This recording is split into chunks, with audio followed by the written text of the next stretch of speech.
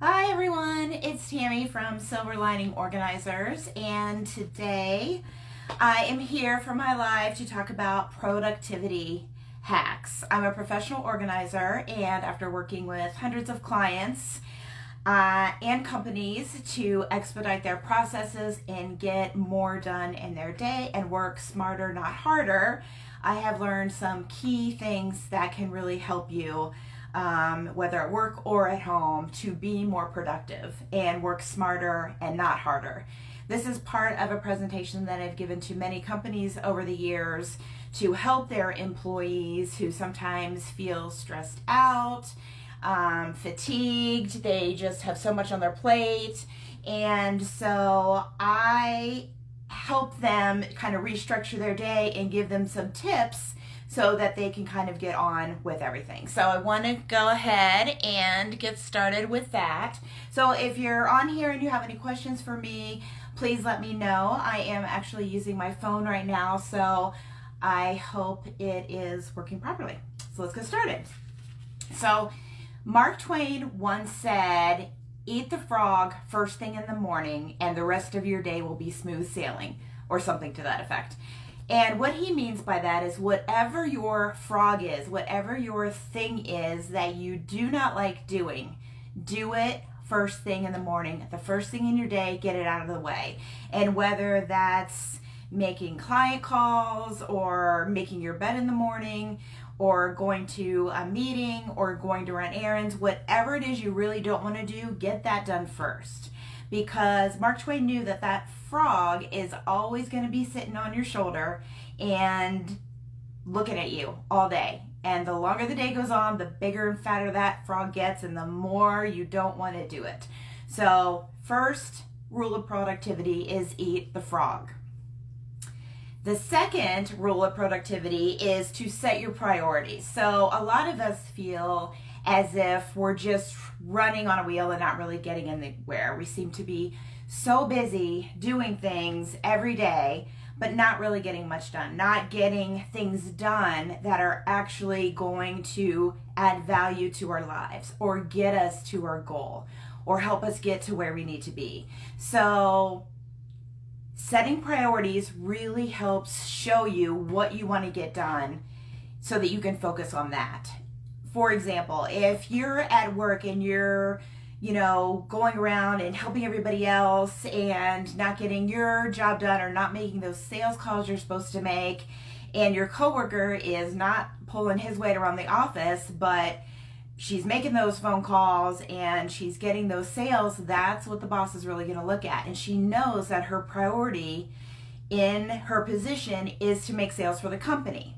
So it's the same with all of us. If there's something you want to do in your business and you've decided what you need to do and how you need to do it, then you need to schedule it and you need to make it a priority. So all of us have different priorities. Things are important to all of us in different ways, and only you can really decide what your priorities are. But list everything that you need to do in a day. And then there's something called the productivity matrix or the Eisenhower matrix, where then you put it into 4 different boxes, whether it's important and urgent, it's unimportant but urgent, it's not urgent but it's important, and not urgent or not important. And those things that aren't urgent or aren't important are the things that you maybe don't have to do at all, or that you can delegate to somebody else. And then you can go through all your items on your to-do list or your goals and put them in the boxes of where they fit. And if you want more information on this, just let me know. I have some great downloads I can send you. And if you join Light My Spark, our private Facebook group, you'll be getting a lot of these and a lot of productivity and organizing hacks all the time. So in case I forget to mention that, that's a great resource. So by setting your priorities, you know what you need to do and you can get off that hamster wheel and really start making progress towards your goal. Another thing I kind of want to talk about is just saying no, especially as women. We have a lot of responsibilities, and if we're just started a new job, or we're an entrepreneur and we're just starting our new business, or whether we're been seasoned in our business and we're crushing it, oftentimes we still feel pulled in many different directions because we feel the need to take care of our loved ones, our family, our kids, our spouses, our partners, our pets, our house, the groceries, all of that stuff. So anything that can make life easier, I'm all about. I often say I'm organized because I'm too lazy to look for things. So just saying no. And this is going to be another instance where your priorities really come into play. So once you know your priorities, if someone asks you to do something, and of course you can be kind about saying no, but you have to see, is this going to help me to reach my goal? Is this going to help me live my best life? Often we spread ourselves too thin because we're afraid to say no, because we're afraid someone won't like us or accept us or they'll get mad. But then we end up just being exhausted, and then we're not able to give our all to our family and the things that really do matter. So just say no. You can practice it. No, I'm not able to do that right now. I'm sorry. Suggest someone who you know that might be interested, but just say no. Another thing that's really important when you are working on something is to take breaks. And there's actually a productivity technique called the Pomodoro effect. A Pomodoro meaning a tomato in Italian. And a Pomodoro was a timer. And you set the timer for 20 minutes, and then you work on your task. You work on your task only for 20 minutes, no distractions. And I'm going to talk about that in a minute. And then after 20 minutes, you take a 5-minute break or a 10-minute break, and you break these up into chunks. So you have 20 minutes of work, 5-minute break, 20 minutes of work, 5-minute break. And what that allows you to do is kind of reset your mind, rest your mind, get up, stretch, get a drink of water, stay hydrated, whatever it is to step away from whatever you're working on for a while. And I didn't make this up. This is actually scientifically proven to help people become more productive if they're working on a large assignment or a large project. I know for me, if I'm working on a new workbook for my life coaching clients, I often find myself getting less and less productive if I forget to set my Pomodoro timer for 20 minutes, and then I'm slowly not getting anywhere. But once I take that break, kind of refresh, maybe walk outside for a minute if it's nice out, I come back and I might see something I didn't before. I might have a new idea that I want to do. So try it. It really does work. Another thing that's really important, and in this day and age, I know it's really, really hard to not check our phones, our messages, our messenger, our DMs, our IGs, our emails, whatever it is. And if you're someone that gets the notifications for everything and you're just hearing ping, ping, ping all day, you really need to think about what notifications are the most important and cut all of them out if you can. The reason I say this is because if you're working on something and you're concentrating, every time you hear that, it's a distraction to your brain, right? And you're like, what is that? What is that? And then you start thinking, should I check it? What if it's a new client? What if it's the spouse? What could it be? But if you set a time, if you set aside time to work on what you're doing and then set another block of time to check your emails, check your messages, you will be amazed at how more productive you will be.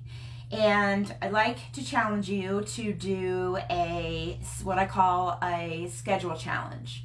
So just print out your schedule, print out your times for 3 days during the week. And I like to do maybe 2 weekdays and then 1 weekend day. And from the time you get up in the morning to the time you go to bed at night, write down what you do. What are you doing? Even if you take a nap, great. Are you checking your emails? Are you doing house stuff? Are you running errands? Are you eating lunch? Just what are you doing? Working out? Just write down what you're doing every hour. And just 3 days. and then look back on that, and sometimes it's a big eye-opener of where you're spending your time, and is that what is most productive for you and what is going to help you reach your goals. So once you do that, and then you can reevaluate, I have a chunk of time here. My brain works best in the morning, right after I've had my coffee and my breakfast. I'm ready to go. Do your heaviest work at the time you are your best.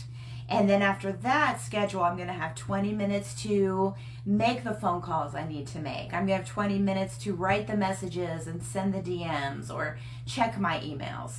Scheduling time for all that helps you to focus. So you're not working, checking email, working, sending a DM, working. It's too much. Multitasking usually doesn't work unless it's, you're doing something else mindlessly. You could talk to your friend and maybe wash the dishes at the same time. But if you want to do something that's using your mind and being productive, you need to think about what's happening. Do not multitask. It will just suck your time away for sure. So you want to take breaks, and when you want to stop distractions, and I know a lot of us are working from home, and that has its pros and cons. If it's possible, if you find yourself getting a lot of distractions, if it's possible, actually put a do not disturb sign on your door and close it. You have this time that you are working and you don't need to be disturbed. And you can have a pad of paper attached to the door or a whiteboard, and something is going on, someone can leave you a note, and then as soon as you're done with your time schedule, you can let everyone know when you'll be available. You can address the things that are written on the whiteboard. But until then, you have your space and your time. And I recommend this to my clients who work from home and to my clients who work in the office. Another thing I want to talk about is organizing your desktop, your physical desktop. So I know a lot of people may have a cluttered desk and say, but I know where everything is. And that may be the case. Although I guarantee if you clear that clutter, you might find something you've been looking for. But additionally, no one else really knows where everything is. And if it's somewhere where clients are coming in to see you, or you're doing a Zoom meeting and you have a cluttered desk, it's really a first impression. So there's a lot of reasons why you need to clear the clutter from your desk. If you clear the clutter every night before you come back and you're working the next morning, you have a nice clean space. It helps the brain to focus, and I like to have white space on the desk, and by that I just mean an area where you can be working and you have a place to write information down instead of writing on your lap or on the keyboard. You have space to actually work, and you might need to reconfigure your desk or maybe add a little station so it is at the optimal design for productivity for whatever it is that you are doing at the time. You also want to think about organizing your files, physical files. If you have clients, whatever kind of system you have, if running your own business, you have, files that are related to the office and your name and legal stuff, and then you will have financial information, and then you'll have client information. So take some time to really organize that. It helps so much, obviously, at the end of year with tax season, but it also helps with your day. You can find something at a moment's notice, or if you have an assistant, a virtual assistant, or you need to find something for your virtual assistant, you'll be able to find that right away, or they will also be able to find it. Now, not only do you want to focus on organizing your physical files and your physical desktop, but you want to think about organizing your computer, laptop, screen, the desktop, and also your email files and any files that you have in your computer and your phone. And you really do this as easily as you would a paper filing system. You name your files, you put in there what needs to be in each file that according to what you label them, and get your email to 0 or almost less than 10 every single day. So how many of you get your emails to under 10 every day? Not very many, right? We all have a bunch in there. And a lot of times we keep things in there because we think, well, I might need that information. and you absolutely might. So on every email program, there is space to designate files. So again, you could have a file for each client you work with or potential clients, but you want to sift out the junk, get rid of the junk in your email, narrow it down to tasks you need to do, which could even have its own file, and make sure you stay on top of that. There's a great program, and it's called UnrollMe. That's UNROLL.me, UnrollMe. And it helps you sort and stop junk email. It is great. You just need to go through it maybe once a month, and it will flag you if it finds you're getting a lot of junk mail or spam. It doesn't stop everything, because obviously there's people or companies that might send you things that you didn't know you signed up for, but you can go in physically every month and really limit the amount of junk mail that you are getting in your emails. Same thing on your phone with pictures or downloadable files, because all of that really slows down your computer and your phone. So the more you can purge that, is the less you need to sort through when you're looking for something that you actually really need. So I absolutely love that hack. I also want to talk a little bit about the touch it once rule. So if you have a piece of paper or a task, just do something with it. In other words, if you're bringing in the mail every day, you don't put it on the table, you don't put it on the countertop, you put it either in the trash or recycle bin, depending on what it is, or the shred bin, or you put it in a to-do or to-file folder. I like to set up for my clients, both at work and at home, a command center. And a command center, what I use is basically just a desktop file holder, and I put in my hanging files in there, and I'll have maybe a pending if it's something that I'm waiting for a call back on, or a package I'm waiting to be delivered.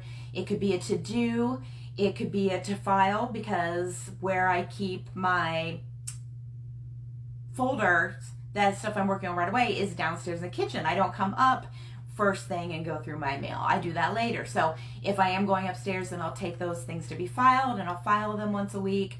So these are just a great way to touch it once, because if you think about it, often we're touching mail constantly, right? We're just shuffling papers from one side to the other, and it just gets chaotic and crazy. So just like the touch it once rule, if there's a task that you need to do that takes you less than 2 minutes, just do it, because it will take you more than 2 minutes to plan to do it later, remember to do it later, and then actually do it. So if something's going to take you less than 2 minutes, just go ahead and do it and get it done with. Remember that objects in motion stay in motion. And this is why I find a lot of times if there's something you don't really want to do. I mean, I love staying at home with my dogs, and I'm not a super going out, staying out late kind of person, but I find once I get out, I might be like, oh, it'd be so nice just to stay home. But once I'm out, then I feel good about being out and about and doing stuff. So objects in motion stay in motion. So once you start doing something, you're going to gather momentum. That is just the law of physics. And so staying motivated is sometimes an issue for a lot of us. We put things off, we have reasons of why we're procrastinating, why we can't do it. This is what I want to do instead.